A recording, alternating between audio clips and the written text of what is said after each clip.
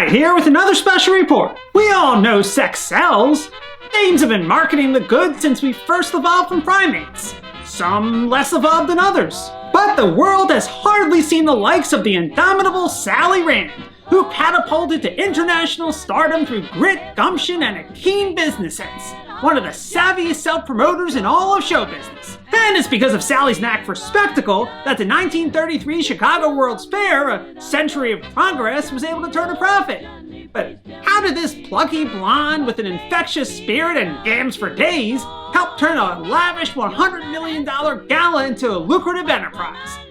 Let's take a look. Sally Rand was born Helen Gold Beck on April 3rd, 1904. Her father, a retired Army colonel and West Point graduate, and her mother, a school teacher and part-time newswoman. Helen spent her early life in small-town Missouri, but it wasn't long before she caught the wanderlust, and in short order she was working as a chorus girl at Kansas City's Empress Theater at only 13 years old. After studying theater and ballet, Helen ran away from home at 14, determined to make her mark in Hollywood. Along the way, she found work as an acrobat for Ringling Brothers, but a real break came when she landed a spot in director Cecil B. DeMille's stock company. DeMille bestowed Helen with a stage name and a newly christened Sally Rand would appear in dozens of silent films, including DeMille's critically acclaimed King of Kings. Unfortunately, Rand's tenure in the silver screen was nearing its end, and because of a slight lisp, the advent of talkies killed her cinematic ambitions.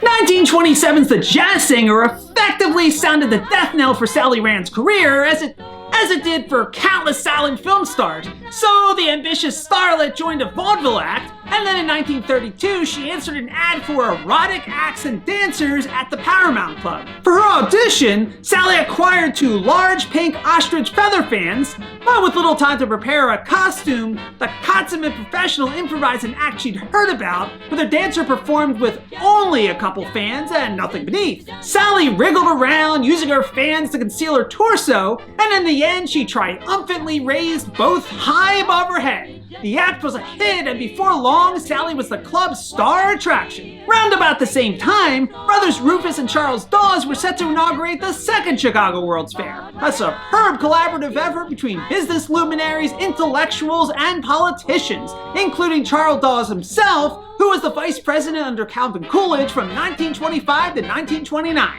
Timed to coincide with Chicago's incorporation in 1833, the fair would be dubbed a Century of Progress, celebrating its metamorphosis from a 200-person town to a bustling metropolis, the third most populous city in America, and all the highlights along the way. That included the 1893 Columbian Exposition, a 690-acre World's Fair commemorating the 400th anniversary of Christopher Columbus's arrival in the New World.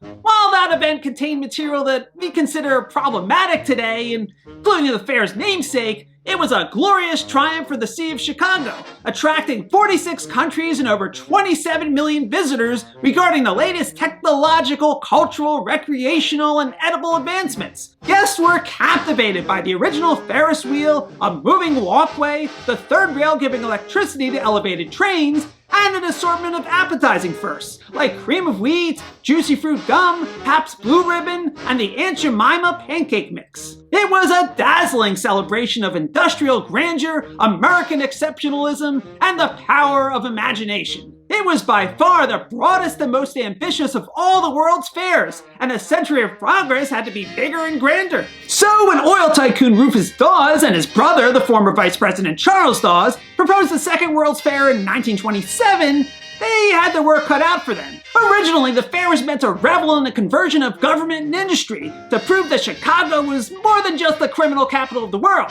Organized crime flourished during Prohibition. And by the time the gates opened for the Second Chicago's World Fair, the St. Valentine's Day Massacre of 1929 loomed large in everybody's mind. But what the fair organizers couldn't possibly predict was one of the worst economic travesties in history a mere 2 years after their initial proposal. A Century of Progress would launch at the height of the Great Depression, which made funding a challenge to say the least.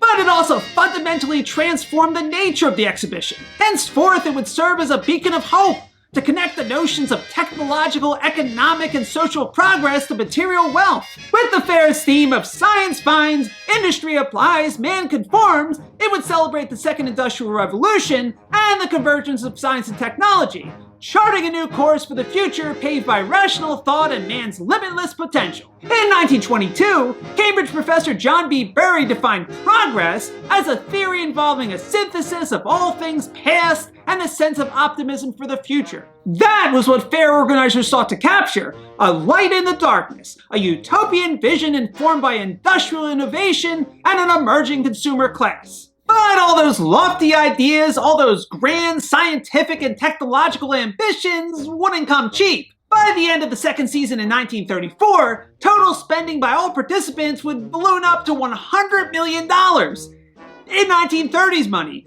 at the peak of the Great Depression, corporations would foot some of that bill, about $32 million in exhibitor fees, but at 50 cents per day for adults and 25 cents for children, admission couldn't cover the damage alone. And that's where the Midway came in. If high-minded fare like the Hall of Science and the House of Tomorrow was art house cinema, the Midway Amusement Zone was a summer blockbuster attracting the crowds. The Dawes brothers understood that better than anyone. Charles had reminded his brother Rufus, what is going to draw your crowds is not museums or scientific charts or similar museum exhibits.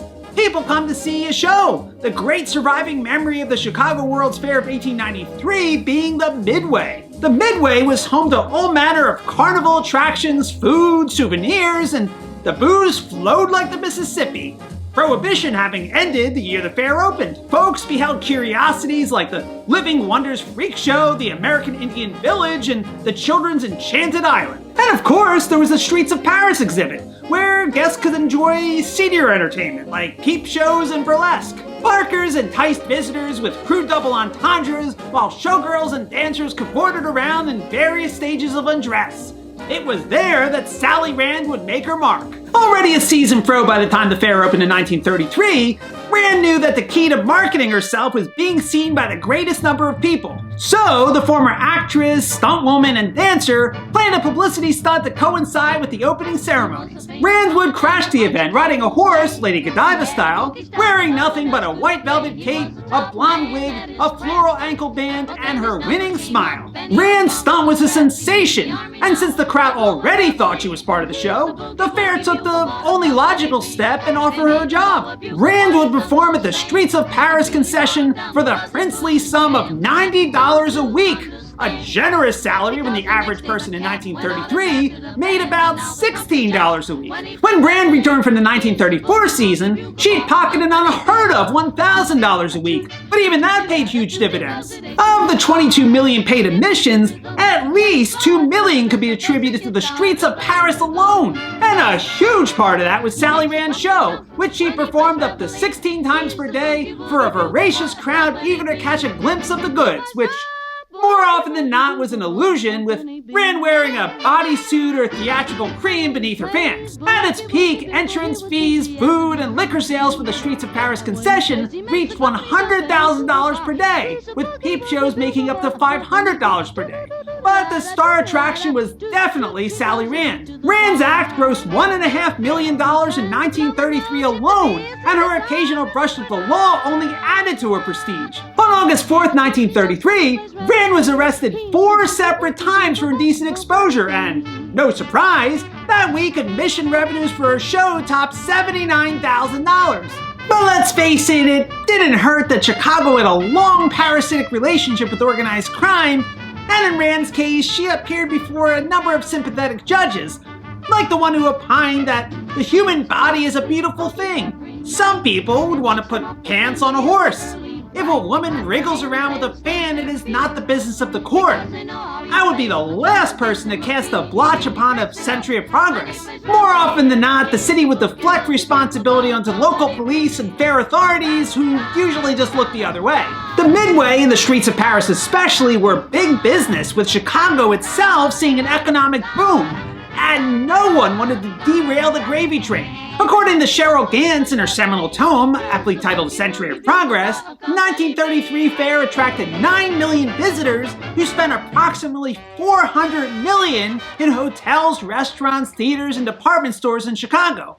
Conventions, timed to coincide with the event, brought a new world record of 1,478 meetings with an attendance of 1,596,000 participants. The fair created more than 22,000 new jobs on the fairgrounds, for construction and exhibit building, and many more in the city. When Sally Rand returned in 1934, she introduced the new act, with a translucent balloon replacing her fans, and the crowds ate it up. In the end, Rand's show not only helped the fair turn a profit, but it assured her steady work for the rest of her life, including doing her fan and bubble dances on the big screen and starring in a play opposite Humphrey Bogart. Through it all, Sally Rand was one of the most talented, hard-working entertainers of her time, and her unshakable resolve and boundless ambition helped turn the Chicago World's Fair, a century of progress, into a rousing success. Thanks for joining me for another special report. Please remember to like this video and subscribe to my televisual program, and I'll see you next time. This is Jimmy Midnight signing off.